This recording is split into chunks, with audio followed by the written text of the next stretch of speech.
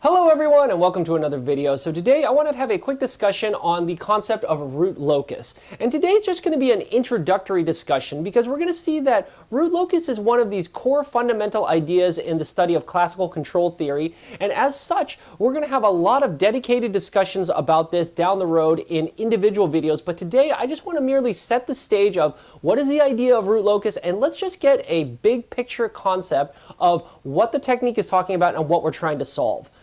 We're going to see that root locus, it really is set and based in one of the kind of classical engineering problems that you're always going to run into. Namely, if you're given a system, you want to understand how does that system change if I tweak some kind of parameter, right? That's the classical engineer's dilemma, right? It's basically glorified guess and check at some level, where if you get a system, you're just going to tweak it, tinker with it, change some small parameter, and see how does that affect the overall behavior of the system. So for example, I've got some props.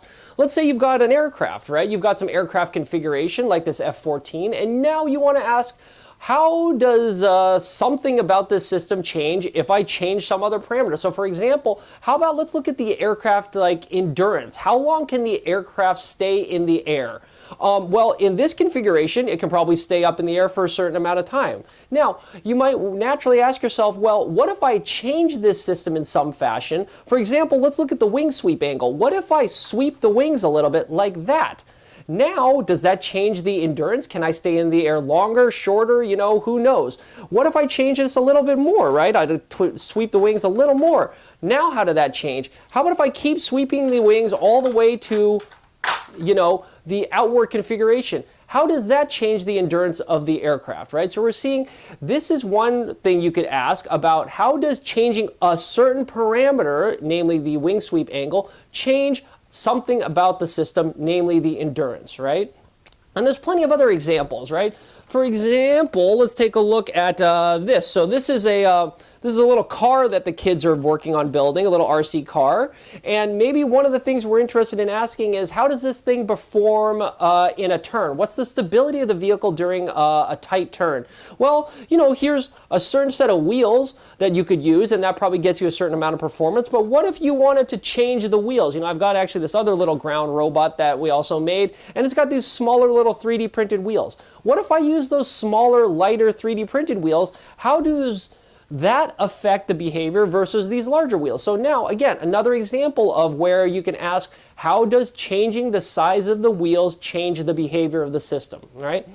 And for us as sort of controls engineers, one of the things that you might want to think about is, well, what if I had some kind of control system on board my plant, and now I want to ask, as I start changing the parameters of the controller, how does that change the overall behavior of the entire system, right? So again, all we're talking about with root locus now is we can ask ourselves, how does the actual roots of a linear dynamic system change as I change something about it? Either it's something about the plant, something about the controller. So I thought it might be worthwhile to maybe, let's just write this down as a formal statement, right? So the idea with the root locus is, the root locus method is typically what you're going to hear control engineers talk about, right? The root locus method or the root locus technique. All this is, it's just a technique to basically examine where are the location of the poles of your closed loop system, and how do those poles change as you vary something about your system. And we're going to usually call that variation parameter K. Usually what you're asking about is changing one parameter K at a time and asking, how does that affect the overall behavior of the system? So again, just to refresh your memory, right, the concept here, it's actually pretty darn simple, right, is that you might have, let's draw it over here, right, you might have some system, right, let's just call it a plant, right, and the plant has some inputs U and it has some outputs Y, right? And all we're asking about now in a couple of these cases, so for example with the F-14 where we were changing the wing sweep angle, what we're basically saying is that this transfer function here is some function of that gain K, and I'm going to continue using the red for K here, right? So basically what we're saying is that as you change the wing sweep angle, you change something about this plant, right? And therefore you probably change the behavior of the overall system, right? So if we were to draw the pole locations of this, so here's the real imaginary axis, right?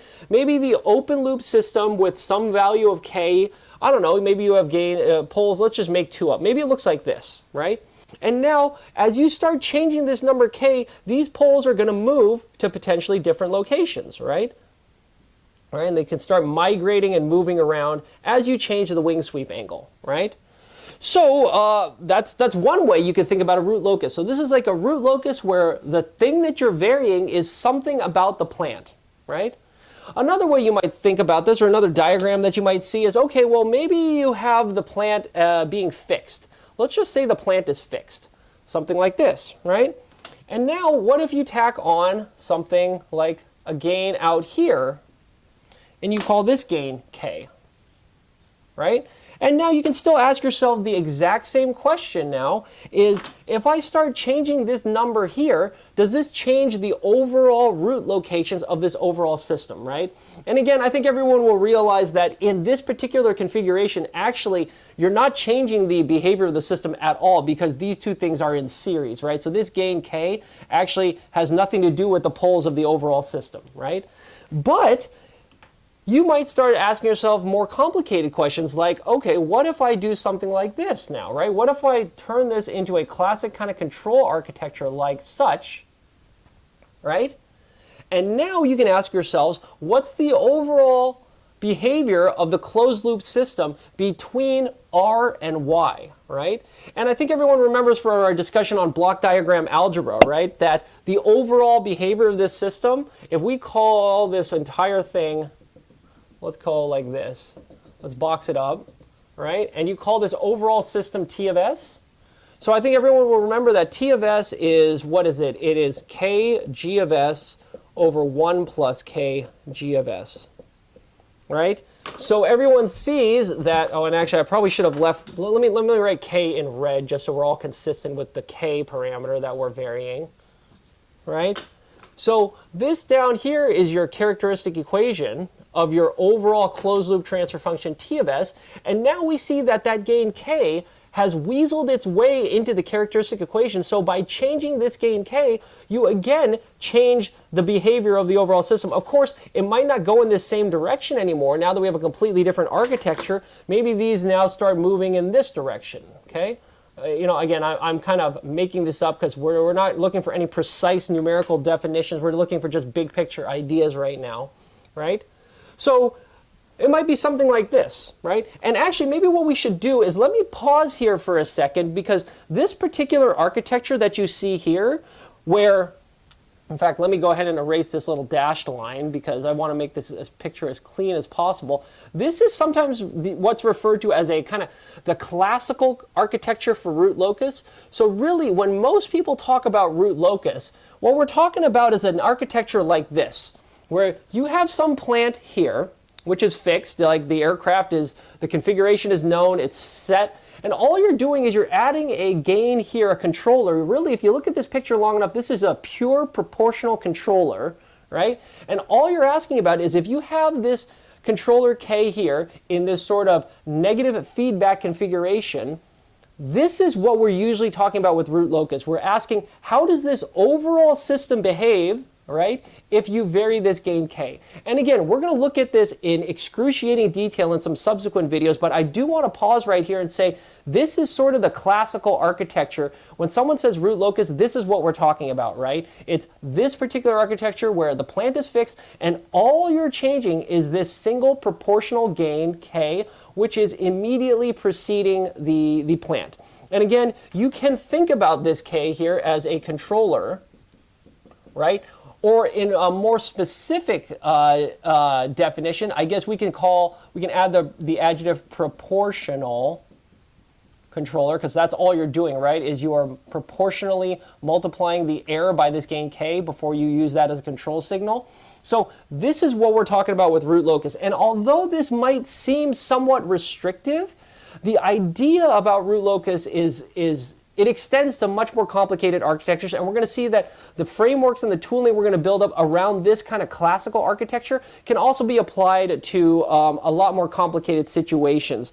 So for example, right, let's ask ourselves, what are some variations on the theme here under the umbrella of root locus? So it doesn't have to just be a proportional controller, right?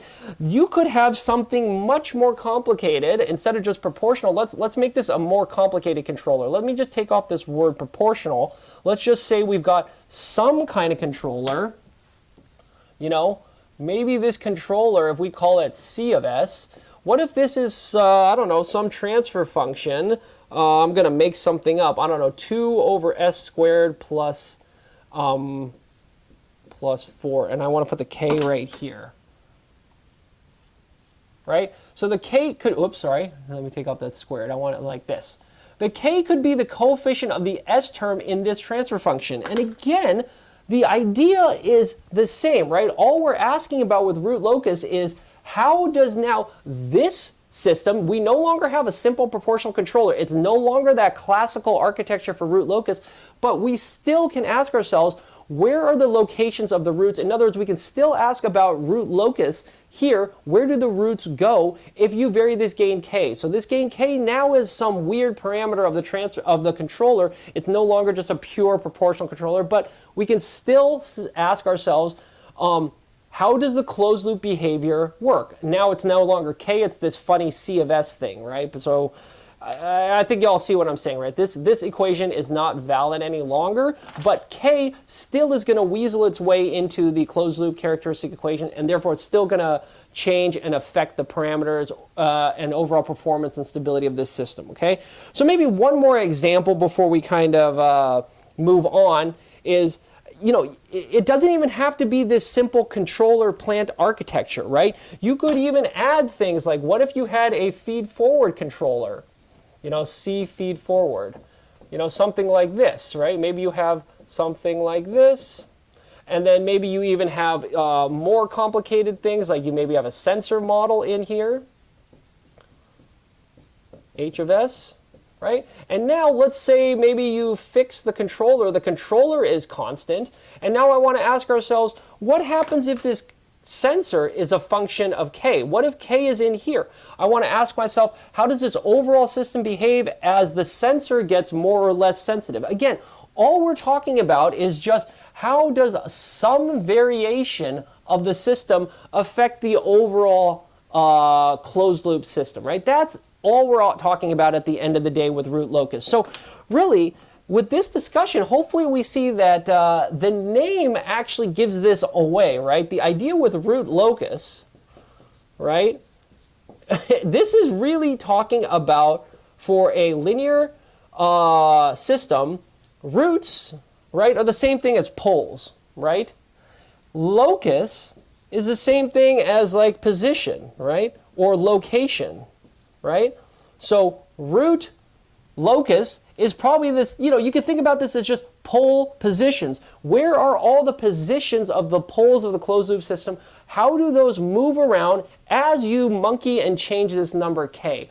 Although now that I think about this, we got to be careful with calling it pole position. I was thinking I was going to trademark this as my contribution of interpretation of the root locus, but I think someone has already trademarked the word pole position. I think it's a video game, right? But anyway, with that being said, I think this will hopefully get a big picture idea of what's the idea with root locus, right? All we're talking about with root locus is changing something about your system, and in the case of linear dynamic systems, what we then want to ask ourselves is, if I change that parameter k, how does that change the root or the pole locations of your overall closed loop system? So we are going to have a lot of videos coming down the pike for this. We're going to see that this concept, although it seems pretty simple, there's a lot of nuances and a lot of interesting intuition and insights and understanding that can be gained about how linear systems behave under this variation k. So we're going to have a couple of other videos immediately following this, and we're going to talk about how do you draw that picture over there about where the poles are going to move. So we're going to have to talk about how do you actually understand how to sketch and draw the root locus as you vary this parameter k. That's going to lead into a discussion then of okay, that's great if we understand how to do it by hand, but I probably want some computer tools like MATLAB to be able to help me draw this. So we're going to have a dedicated discussion on using MATLAB to help us view the root locus. And then once we have that understanding, we both have the conceptual ideas of root locus and how that should behave. We have a computer tool that's going to allow us to actually draw this rapidly and quickly for multiple systems. We can then ask bigger, higher level engineering design questions like, how can I use root locus to basically meet performance requirements in terms of things like percent overshoot or steady state response? How can I use this technique to ensure a system has a certain measurable, quantifiable response?